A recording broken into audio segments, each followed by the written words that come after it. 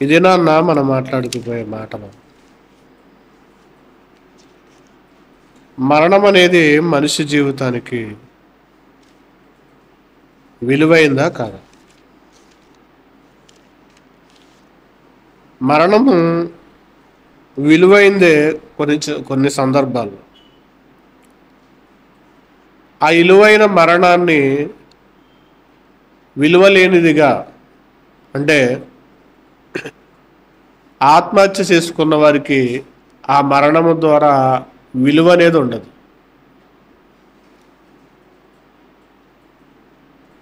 తనకు జీవితంలో లేదా బాగా తాగి చనిపోవడం వల్ల కూడా ఆ జీవితానికి కూడా విలువ అనేది ఉండదు. కానీ క్రైస్తవులకంటూ ఒక నిరీక్షణ అనేది దేవుడిచ్చాడు. ఆ నిరీక్షణ అనేది మనకి మరణము ద్వారా ఉంది.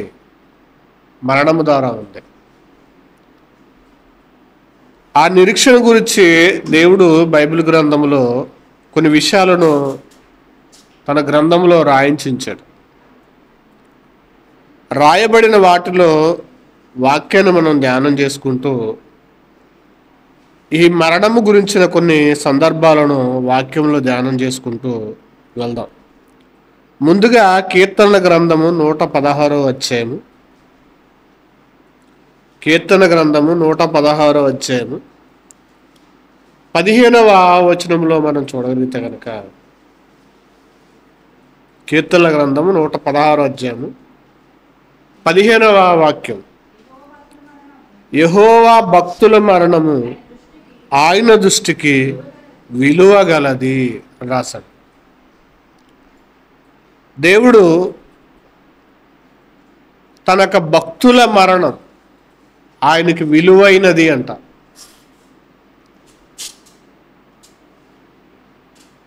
మనకిచ్చే ఒక అర్హత లేదా మనల్ని దేవుడు పట్టించుకునే విధానం మరణం అనేది ఎవరికి కూడా ఇష్టం ఉండదు. ఇష్టం లేని సబ్జెక్ట్ ఇది. మరణించడం అనేది ఎవరికి ఇష్టం ఉండదు. అంటే మరణించడం అంటే మరణము రావడం, తొందరగా చనిపోవడం అనేది ఎవ్వరు కోరుకోరు. అప్పుడే చనిపోవాలన్న ఆలోచన ఎవ్వరికి కూడా, తొందరగా దేవుడు నన్ను తీసుకుపోవాలన్న ఆలోచన ఎవ్వరికి కూడా రాదు. మరణము మన జీవితంలోనికి వస్తే కనుక, ఒకవేళ ఏ విధముగానైనా ఆ వచ్చే మరణం అనేది భక్తులుగా మనము చనిపోతే కనుక దానికి దేవుని దగ్గర విలువ అనేది ఉంది, విలువైనది. అందుకే అంటాడనమాట, ఆయన యొక్క భక్తుల మరణము ఆయన దృష్టికి విలువగా ఉన్నది. మరి మొన్నటి దినాన్న దేవుని యొక్క సేవకులు ప్రవీణ్ పగడాల గారు, ఆయన రాజమండ్రి వస్తున్నప్పుడు మరి యాక్సిడెంట్ ద్వారా చనిపోయారని, దాని మీద ఉన్న అనుమానాలకి ఇప్పటికి కూడా నివృత్తి అనేది చేయలేదు. ఆయన గురించి నేను విన్నవి లేదా ఆయన ద్వారా నేను నేర్చుకున్నవి, రక్షణ టీవీలో చాలా డిబేట్లు చేసినప్పుడు ఆయన గురించి చాలా విషయాలు, లేదా ఆయన గురించి నేను చాలా సున్నితంగా ఆయన గురించి నేను నేర్చుకున్న విషయాలు చాలా ఉన్నాయి. ఆయన మాట్లాడే విధానం కానీ, అవతల వ్యక్తికి ఒక ప్రశ్న వేసేటప్పుడు ఎలా స్పందించాలి, ఎలా మాట్లాడాలి, లేదా అతన్నే ఒక ప్రశ్నించే విధానంగా, అంటే అతని దగ్గర సమాధానం లేనిదిగా, అటు కాళ్ళకి కట్టేస్తాడు, చేతులకి కట్టేస్తాడు, నోటికి కట్టేస్తాడు ఆయన మాటల ద్వారా. అంతటి చమత్కారమైన వ్యక్తి ఆయన చావు విషయంలో చాలా అనుమానాలు అనేవి ఈరోజు వస్తున్నాయి. అయితే తన భక్తుల యొక్క మరణం అనేది ఆయన దృష్టికి విలువైనది. మరి దేవుని నమ్ముకుంటే కనుక, దేవునితో మనం ఉంటే కనుక, దేవుడు అన్ని సందర్భాల్లో కాపాడతాడు అనుకుంటే కనుక, అన్ని సందర్భాల్లో కాపాడాలనే ఆలోచన మనకు కూడా ఉండకూడదు. ఆయన కాపాడగలిగే సందర్భాల్లో ఆయన కాపాడతారు. లేదు ఇక్కడతో మనిషికి భూమి మీద అయిపోతుంది, ఇంకా అక్కర్లేదు నువ్వు నా దగ్గరికి వచ్చే అనే సమయంలో దేవుడు మనిషిని కాపాడ్డో తీసుకుంటాడు. అందుకే కొన్ని విషయాలు మనం జాగ్రత్తగా వాక్యాన్ని పరిశీలన చేస్తే కనుక సామెతల గ్రంథము 14వ అధ్యాయము, సామెతల గ్రంథము 14వ అధ్యాయము 32వ వచనం మనం చూడగలిగితే కనుక ఒక అద్భుతమైన మాట అక్కడ కనబడుతుంది.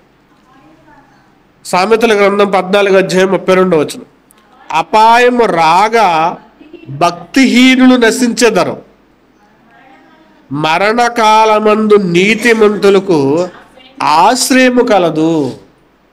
ఆశ్రయము కలదు. భక్తిహీనులకు అపాయం రాగానే చనిపోతారు. కానీ నీతిమంతునికి మరణకాలములో ఏముందంటే కనుక ఆశ్రయము. నీతిమంతుడికి ఒకవేళ మరణం వస్తే కనుక ఆయనకు ఆశ్రయం ఉంది, ఆయనకంటూ ఒక చోటు ఉంది, ఆయన ఒక చోట భద్రంగా ఉండగలిగే ఒక అవకాశం ఉంది. చాలామంది చనిపోయిన వాళ్ళు ఇక్కడ లేరు అని అనుకుంటాం. వాళ్ళకంటూ ఉండే ఒక చోటు ఉంది, వాళ్ళకంటూ ఒక చోటు, అది ఆశ్రయస్థానం. పూర్వకాలం పాత నిబంధనలో ఆశ్రయపురాలను కట్టించుకోమంటాడు దేవుడు. ఆశ్రయపురం ఎవడైనా పొరపాటు చేసినప్పుడు, లేదా అతడి మీద పొరపాటును ఒకవేళ నేరము మోపబడినప్పుడు అతడు ఒక ఆశ్రయపురంలో ఏం చేయాలంటే కనుక తలదాచుకోవాలి. ఇప్పుడు నీతిమంతుడికి మరణకాలముందు అతనికి ఒక ఆశ్రయం కలదు. అందుకే భక్తుడైన దావీదు అంటాడు, నా ఆశ్రయ దుర్గము ఎవరు? దేవుడే నా ఆశ్రయ దుర్గము. భక్తులు చనిపోతే గనక ఆ చనిపోయిన వాళ్ళకి ఆశ్రయం ఉంది. అది ఎవరంటే గనక దేవుడుండే చోటు. ఇంకా కొన్ని విషయాలు మనం చూడగలిగితే కనుక దేవుడు ఒక విషయాన్ని ఛాలెంజ్ చేస్తున్నాడు. ఏంటంటే కనుక 189వ కీర్తనలో దేవుడు ఒక ఛాలెంజ్ చేస్తున్నాడు.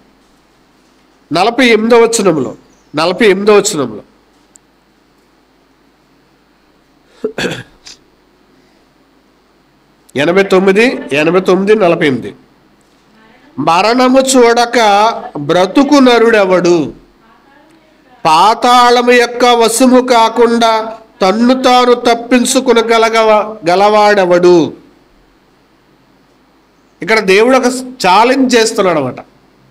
మరణము చూడక బ్రతికే నరుడు ఎవడు? ఈరోజు బుక్కుల్లో ఎక్కుతున్నారు, గిన్నిస్ బుక్కులు ఎక్కుతున్నారు, వరల్డ్ రికార్డు. కానీ మరణము చూడకుండా నిలబడే వ్యక్తి ఈ భూమి మీద ఎవ్వరూ లేరు. 120 దాటి లేదా 130 వచ్చి 100 దాటి ఇలా సంవత్సరాలు దాటేవారు ఉన్నారు, కానీ మరణాన్ని దాటేవాళ్ళు లేరు. మరణం యొక్క ఆ రుచి చూడకుండా ఎవ్వరు కూడా బ్రతకట్లేదు. కానీ రోజులు అటో ఇటో కావచ్చు.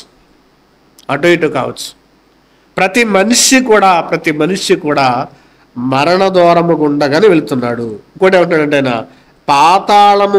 పాతాళము యొక్క వశము కాకుండా తన్ను తాను తప్పించుకొనగలవాడెవడు. నీతిమంతుడు ఏం చేయగలడంటే కనుక పాతాళ వశములో ఉండడు. భక్తిహీనుడు మరణిస్తే కనుక పాతాళ వశమైపోతాడు. కానీ భక్తుడు చనిపోతే కనుక దేవుని యొక్క ఆశ్రయం అనేది ఉంది. దేవుడుండే చోటు దేవుని ఆశ్రయం. ఇంకా 18వ కీర్తన 40 4వ వచనం, 4వ వచనం, 18:4 వచనం. యెహోవాను మరణపాశములు నన్ను చుట్టుకొనగా భక్తిహీనులు వరదవలే నా మీద పడి బెదిరింపగను అన్నట్టు. మరణపాశములు నన్ను చుట్టుకుని ఉండగా భక్తిహీనులు వరదవలే నా మీద పొర్లి పడి బెదిరించినను. ఇప్పుడు బెదిరించిన ఆయన్ని చుట్టుకున్న ఏం చేసినా గన మనకి ఏముందంటే గనక దేవుని ఆశ్రయస్థానం. అందుకే భక్తుడు ఎలా ఉండాలంటే గనక మరణం వచ్చినా గాన ధైర్యముగా ఉండాలి. భక్తుడు ఏం చేయాలంటే గనక సమస్యలు చుట్టుకున్నా గాన దేవునితో ఉండే ఆ నిబ్రత, దేవునితో ఉండే ఆ ధైర్యం అనేది మనిషికి కావాలి. భక్తుడు అదే చెప్తాడు. ఇంకా 48వ కీర్తన 14వ వచనం. 48వ కీర్తన 14వ వచనం. ఈ దేవుడు సదాకాలము మనకు దేవుడై ఉన్నాడు, మరణము వరకు ఆయన మనలను నడిపించును. మరణము వరకు నడిపించేది ఎవరంటే గనక దేవుడే. మనలను మరణము వరకు నడిపించేది దేవుడే. ఎందుకు నడిపిస్తాడు దేవుడు? మరణము వరకు ఎందుకు నడిపిస్తాడు? మనం చనిపోవడము ఆయనకి ఏమన్నా ఇష్టము లేదంటే గనక మరణము వరకు నడిపించేది దేవుడే. ఎందుకు దేవుడు నడిపిస్తాడంటే గనక ఇప్పుడు పుడుతున్న వారందరూ కూడా మనతోనే ఉంటున్నారు. భూమి మీదకి వస్తున్నారు. మరి చనిపోయిన వాళ్ళందరూ కూడా ఒక చోటు ఉంది, అక్కడ ఆనందపడే చోటు. ఇంకా అర్థం కావట్లేదు కానీ క్రైస్తవులకి చనిపోతేనే మంచిది. మనిషి ఇక్కడ చక్కటి యొక్క భక్తి జీవితాన్ని కలిగి బ్రతికి యథార్థంగా బ్రతికి చనిపోతేనే అప్పుడు అనుకుంటారన్నమాట, అరే ఇన్ని రోజులు నేను భూమి మీద ఉండాలన్న ఆశతో ఉండిపోయాను, ఇంతటి మంచి లోకాన్ని నేను వదిలేశానా, నేను ఎందుకు తొందరగా వెళ్ళలేకపోయాను, నేను తొందరగా ఎందుకు రాలేకపోయాను అని బాధపడతాం. ఎందుకంటే దేవుడే మరణము వరకు ఆయన మనలను నడిపించును. చూడండి, కొత్త ప్రదేశాలకి వెళుతున్నప్పుడు అక్కడ చూసినప్పుడు చాలా తన్మయం అయిపోతారు, చాలా ఆనందపడిపోతారు. ఎందుకని? అరే ఇంత చక్కటి బ్యూటిఫుల్ ప్లేస్కి, ఈ చక్కటి ఆనందకరమైన ఈ ప్లేస్కి నేను ముందే రావచ్చుదే, ముందే చూడొచ్చుదే అనే ఆనందం ఎలాగైతే ఉంటుందో, ప్రతి క్రైస్తవుడు చనిపోయిన తర్వాత ఇక్కడ ఉండే భార్య బాధపడచ్చు, పిల్లల బాధపడచ్చు, లేరనే ఒక బంధాన్ని బట్టి, లేరనే ఒక ఎడబాటును బట్టి బాధపడచ్చు కానీ అక్కడికి వెళ్ళిపోయిన తర్వాత మనం ఈ లోకాన్ని విడిచిపెట్టిన తర్వాత చాలా ఆనందాన్ని అయితే చూస్తాము. మనము ఇప్పటి వరకు చూడలేని, మన కళ్ళతో చూడలేని ఒక గొప్ప సృష్టిని అనేది మనం ఏం చేస్తామంటే చూడగలం. అది చూడడానికి దేవుడు ఏం చేస్తున్నాడంటే మనలను త్వరపెడుతున్నాడు, లేదా దైవజనులు అనేక మందిని త్వరపెడుతున్నాడు. అక్కడ వరకు ఎలా వెళ్ళకోకుండా ఉంటే బాగుండే కదా అని అనుకుంటాం. ప్రవీణ్ అన్న గురించి మాట్లాడుకునే విషయాలు కూడా అదే. అన్న ఆ రోజు ఎవరైనా తీసుకెళ్ళి ఉంటే బాగుండు కదా, కారు మీద ఉంటే బాగుండు కదా, ఆ యాక్సిడెంట్ జరగబోతుంది కదా. ఈవెన్ ఆయన ఉండటం వల్ల క్రైస్తవ్యానికి లేదా భూమి మీద మంచిదే కానీ మరణము వరకు నడిపించేది దేవుడు. తన భక్తులు తొందరగా రావాలనుకునేది దేవుడు. తొందరగా తన దగ్గర ఉండాలనుకునేది దేవుడు. దేవుడు ఇక్కడున్న భార్య పిల్లలు బాధపడచ్చు, కానీ అక్కడుండే ఆ ఆనందము కానీ ఆ సంతోషము కానీ మనము చూడని ఒక లోకానికి తీసుకువెళ్ళాలన్నదే ఆయన యొక్క ఆలోచన. కానీ మనకి భూమి మీద ఉన్న ఈ యొక్క బంధాలు, భూమి మీద ఉన్న ఈ యొక్క లోకములో ఉండే వ్యామోహాలు, కోరికలు మళ్ళీ ఏం చేస్తున్నామంటే కనుక ఇంకా నేను బ్రతకాలి.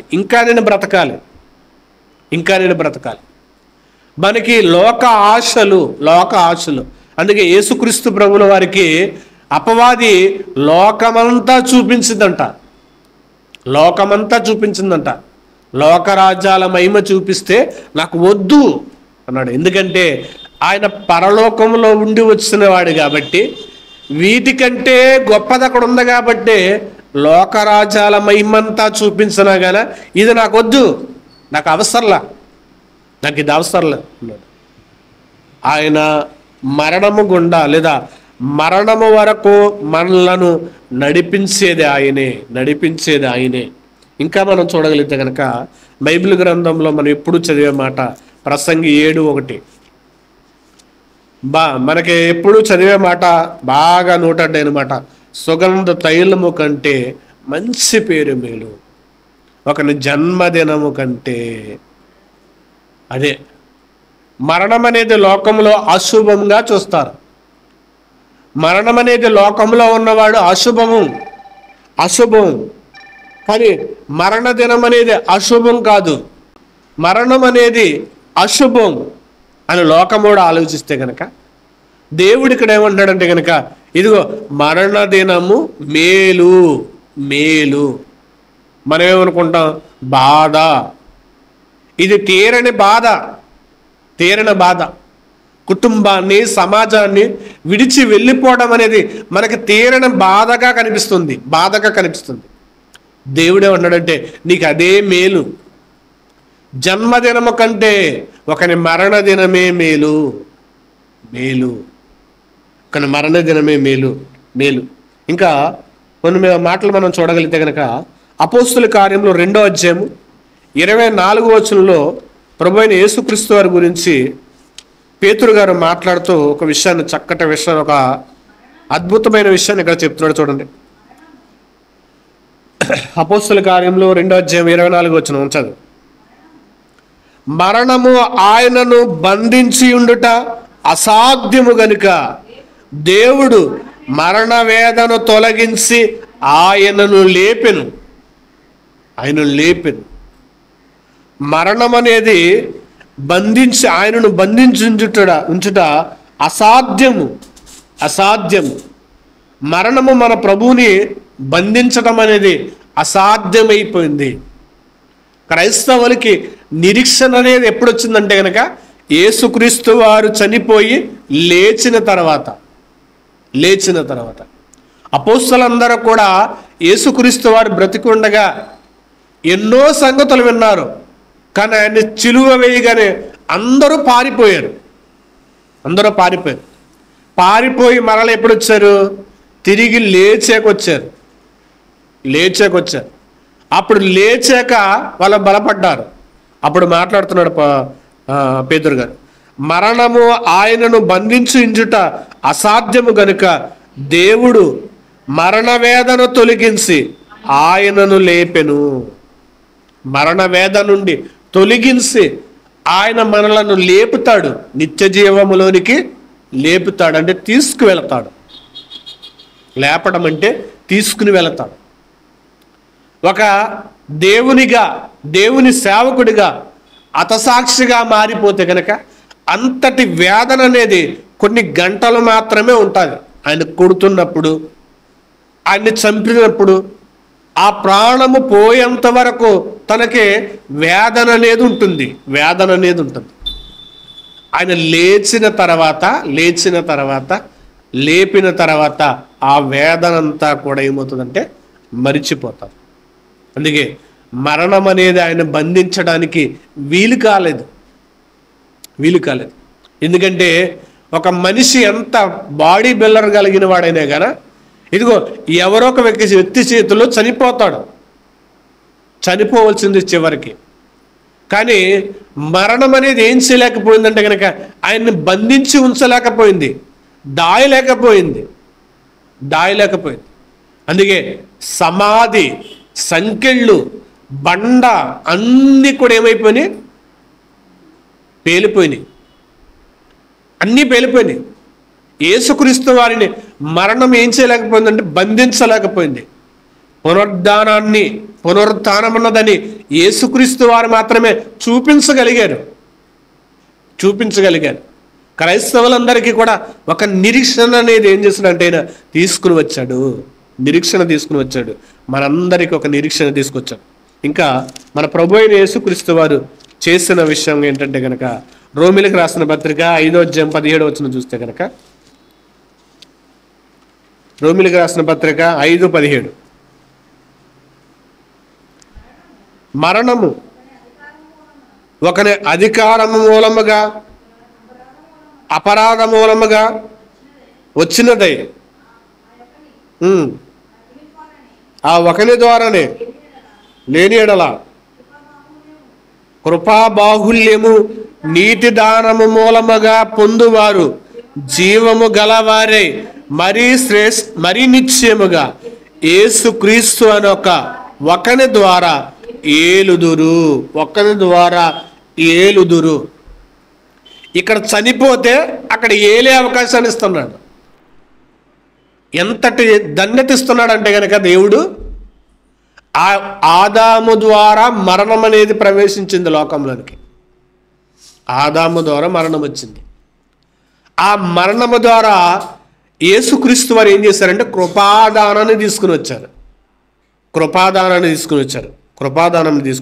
కృపా బాహుళ్యమని నీతి దానము పొందువారే జీవము గలవారే మరీ నిశ్చయముగా, మనకి నిశ్చయం ఉంది, చనిపోయిన వారిని అందరినీ కూడా చూస్తామని ఒక నిశ్చయం ఉంది. ఆ నిశ్చయత, ఆ నిబ్రత యేసుక్రీస్తు వారు ఉంచారు. అందుకే జీవము గలవారే మరీ నిశ్చయముగా యేసుక్రీస్తు అని ఒకని ద్వారా ఏలుదుము. ఇక్కడ చస్తే అక్కడ ఏలుదాం, ఇక్కడ చస్తే అక్కడ ఏళ్తాం. ఎంతటి ధన్యకరమైన జీవితాన్ని ఇస్తున్నాడంటే కనుక తన భక్తులకు, తన కొరకు, తనతో జీవించడానికి కొరకు, తనతో మనం జీవించాలన్న ఆలోచనతో దేవుడు మనకేమిస్తున్నాడంటే కనుక ధన్యకరమైన జీవితాన్ని ఇస్తున్నాడు. ఇక్కడ అక్కడ ఏలే అవకాశాన్ని ఇస్తున్నాడు. ఇక్కడ చనిపోయాడు అన్న అక్కడ ఈరోజు ఏం చేస్తున్నాడు అంటే కనుక ఏలుతున్నాడు. ఇంకా ప్రవీలు పగడాలన్నా చనిపోయే దాన్ని బట్టి చూస్తే కనుక అందరూ ఏకమైపోయారు. నిజంగా ఆయన ఒక మంచితనాన్ని బట్టి, ఆయనకున్న క్వాలిటీని బట్టి అందరిలోనే ఏం చేశాడంటే కనుక ఒక యూనిటీ తీసుకొచ్చాడు. చాలామంది చావకులు చనిపోయారు కానీ ఓకే వెళ్ళారు, లేదా కొంతమంది మాత్రమే వెళ్ళి చూడడం కానీ లేదా బాధపడడం కానీ చేశారు. కానీ ఈయన చనిపోవడం అనేది యావత్ ప్రపంచం అందరినీ కూడా ఏం చేసిందంటే కనుక కలవరానికి గురి చేస్తుంది. ఎందుకంటే ఇక్కడ చనిపోతే కనుక అక్కడ ఏలే అవకాశం ఉంది. ఇక్కడ నీతి కొరకు మనం హింసింపబడి చనిపోతే కనుక ఒక నీతిమంతుని మరణము మనుషుల్ని ఏం చేస్తుందంటే కనుక మేలు కొలుపుతుంది. చివరగా ఒక మాట, రెండు మాటలు చూసుకుని ముగించుకుందాం. కొరింథీయులకు రాసిన మొదటి పత్రిక 9వ అధ్యాయము 15వ వచనం. కొరింథీయులకు రాసిన మొదటి పత్రిక 9వ అధ్యాయము 15వ వచనం. నేనైతే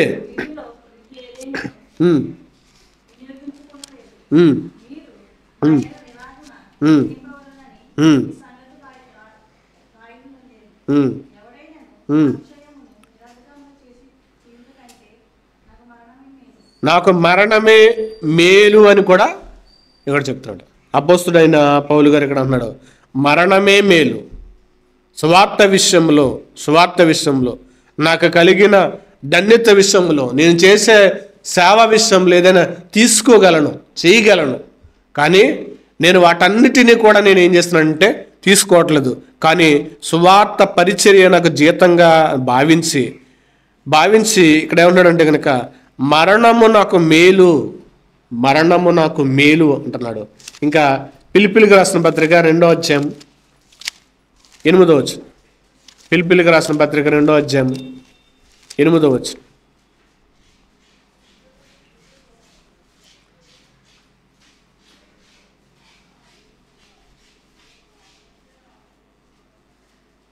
మరియు ఆయన ఆకారమందు మనుషునిగా కనబడి మరణము పొందునంతగా, అనగా శిలువ మరణము పొందునంతగా విధేయత చూపినవాడై. ఇక్కడ అన్నాడు యేసుక్రీస్తు వారు మరణములో విధేయతను చూపించాడు. విధేయత ఆహ్వానించాడు, త్వరపెట్టాడు కూడా శిష్యుల్ని. రండి, నన్ను అప్పగించేవాడు సమీపంలో ఉన్నాడు, వెళ్దాం రండి. విధేయత అంటే ఆయనకి భయం అనేది రాలేదు. యేసుక్రీస్తు వారు చనిపోతున్నారన్న ఒక భయం రాల. ఏ గడియలో అప్పగింపబడతాడో, ఏ గడియలో సిలువ వేయబడతాడో ప్రతీది ఆయనకి తెలుసు, ఎరిగి ఉన్నాడు. ప్రతీది ఎరిగి ఉన్నాడు. ఎరిగి ఆయన శిలువ మరణము పొందటంలో ఆయన ఏం చేశాడంటే కనుక విధేయత చూపించాడు, లోబడ్డాడు. క్రైస్తవులు మరణములో మనకి ఏం కావాలంటే కనుక విధేయత, భయం అనేది ఉండకూడదు. ఒకళ్ళు చంపేస్తారన్నా, దేవుని పని కొరకు చనిపోతామన్నా, ఈ విషయాల్లో మనం ఏం చేయకూడదంటే కనుక జడవకూడదు, భయపడకూడదు. ఏదైనా వ్యాధి వచ్చినా, ఏదైనా బలహీనత వచ్చినా మనం ఏం చేయకూడదంటే కనుక భయపడకూడదు. విధేయత గలవారు ఉండాలి, విధేయత గలవారే ఉండాలి. ఇంకా లోకంలో ఉన్న వాళ్ళు ఒకవేళ లేదా యేసుక్రీస్తు వారిని అంగీకరించుతున్న వాళ్ళందరినీ కూడా చంపేస్తారంటే కనుక, తొందరగా చంపేస్తే కనుక తొందరగా యేసుక్రీస్తు వారిని చేరుకుంటాం. తొందరగా చంపేస్తే కనుక తొందరగా చేరుకుంటాం. ఈ నిరీక్షణ అనేది మనకు కావాలి, నిరీక్షణ అనేది కావాలి. అందరినీ ఒకేసారి చంపితే కనుక యేసుక్రీస్తు వారి యొక్క రాకడ వచ్చేస్తుంది. మనము ఎప్పుడు మన జీవితం లేదా మన ఆలోచన ఎలా ఉండాలంటే కనుక మరణ అపేక్ష గల వారిగా ఉండాలి. మనము ఈ లోకాన్ని విడిచి వెళ్ళిపోయేవారిగా ఉండాలి. ఎందుకంటే మీరు యాత్రికులు, పరదేశులు. ఈ లోకం మీకు శాశ్వతమైనది కాదు, ఈ లోకం మీకు యోగ్యమైనది కాదు, మీరు పరదేశులు అంటాడు. అంటే మనం ఇక్కడ ఉండడానికి, కొంతకాలం ఉండడానికి మాత్రమే వచ్చిన వాళ్ళము. కానీ ఏదో ఒక రోజున, ఏదో టైంలో మన యొక్క జీవితం అనేది కూడా ముగిసిపోతుంది. ఏదో ఒక జీవితంలో. అందుకే ఎక్కువ కాలం బ్రతకాలన్న కోరిక కూడా నాకు లేదు.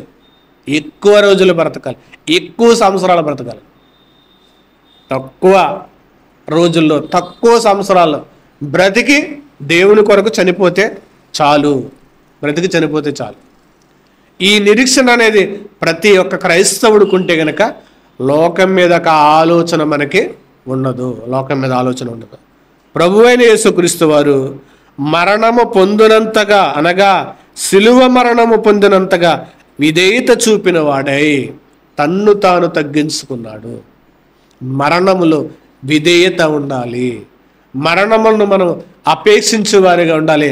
మరణించినా కానీ మనకు ఒక నిరీక్షణ ఉంది, మరణించినా మనకు ఒక చోటు ఉంది. మరణం వరకు మనల్ని నడిపించేది ఎవరంటే కనుక దేవుడే. మరణము వరకు నడిపించేది దేవుడే. ఎందుకంటే పుట్టుక చావులనేది దేవుని వశం. నరుని కాలగతులు దేవుని వశములో ఉన్నవి. ఎవరైనా ప్రాణం తీయాలన్నా, ఏ విధంగానైనా పోవాలన్నా ఆ కాలగతులనేవి దేవుని యొక్క చేతుల్లో ఉన్నవి, దేవుని చేతుల్లో ఉన్నాయి, దేవుని టైంలో ఉన్నవి. దేవుని యొక్క టైంలో ఉన్నవి. అందుకు మన యొక్క జీవితంలో మరణం అనేది విలువైనదిగా భావిస్తే కనుక మనం ఒక లోకం చేరుకోగలం, చక్కటి లోకం మనము వెళ్ళగలం. అక్కడికి మనమందరము కూడా చేరేవారముగా దేవునితో ఉండేవారంగా ఉండాలని కోరుకుంటూ నా మాటలు ముగిస్తున్నాను. ప్రార్థన చేసుకుంటాను.